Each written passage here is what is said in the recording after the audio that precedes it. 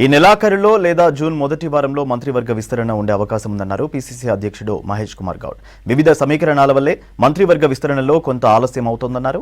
మంత్రులు అందరం కలిసే ఉన్నాం, కావాలనే కొందరు తప్పుడు ప్రచారం చేస్తున్నారని చెప్పారు. ఈ నెల 26, 27 తేదీల్లో పీసీసీ కార్యవర్గం ఖరారయ్యే అవకాశమన్నారు.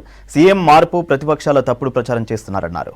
బీఆర్ఎస్లోనే మూడు ముక్కలాట నడుస్తోందన్నారు మహేష్ కుమార్ గౌడ్. మంత్రి మారాల్సిన అవసరం ఉన్నది. చెప్తా పోతే ఇంత బహత్తరమైన కార్యక్రమాలు జరుగుతున్న ఈ సందర్భంలో ముఖ్యమంత్రి మార్పు ఏమవసరం ఉంటుంది? ఆయన బీజేపీ బీఆర్ఎస్ పార్టీకి కాంగ్రెస్ యొక్క విధి విధానం మీద మాట్లాడే అవసరం లేదు. అంటే మాకు ఇప్పుడు ఎవరు అవసరం లేదు. యువ నాయకుడు ఉన్నాడు, మాకు చక్కటి పాలన నడుస్తూ ఉంది. మంత్రివర్గ సభ్యులు, సీనియర్లు, ముఖ్యమంత్రి గారు మంచి కలయికతో ముందుకు పోతూ ఉన్నారు. మాకు లేని బాధ మీకెందుకు? మేము, మా ముఖ్యమంత్రి, మా మంత్రులంతా కూడా సఖ్యతతో మా ఎజెండా ఒకటే. ఎన్నికలకు ముందు మనం ఏమేమి వాగ్దానాలు ఇచ్చామో అవి పూరించడమే. ఆ దశగానే ప్రయత్నం జరుగుతూ ఉంది. మా దగ్గర ఏ సమస్య లేదు.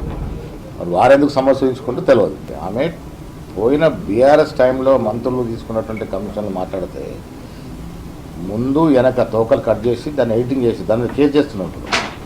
కొండా సురేఖ గారు మాట్లాడింది వేరు, సోషల్ మీడియాలో వస్తుంది వేరు. అంటే మొండేమో తోక కట్ చేసేసరికి అదేమైపోయింది, మొత్తానికి డిఫరెంట్ టర్న్ తీసుకుంది.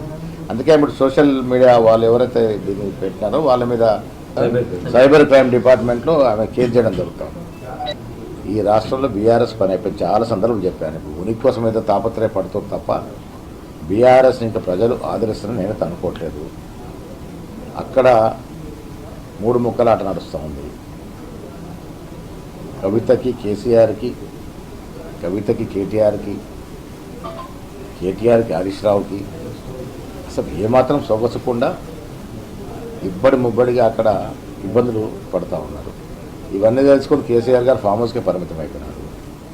ఈ దశలో ఆ ఇబ్బందులు ఎందుకని ఇంకా వాళ్ళు ప్రజల గురించి ఆలోచించే పరిస్థితి ఎక్కడ ఉంది? అదే మళ్ళీ అధికారంలోకి వస్తామని చెప్పుకుంటే పగటికాల కంటే ప్రజలు నమ్మే పరిస్థితి లేదు. మొన్న కూడా బీజేపీ నాయకుడు మా మిత్రుడే కానీ అసలు ఏం మాట్లాడే అర్థమవుతలేదు. బీఆర్ఎస్ పార్టీ, బీజేపీ పార్టీ ఒకటే ఉన్నాయి.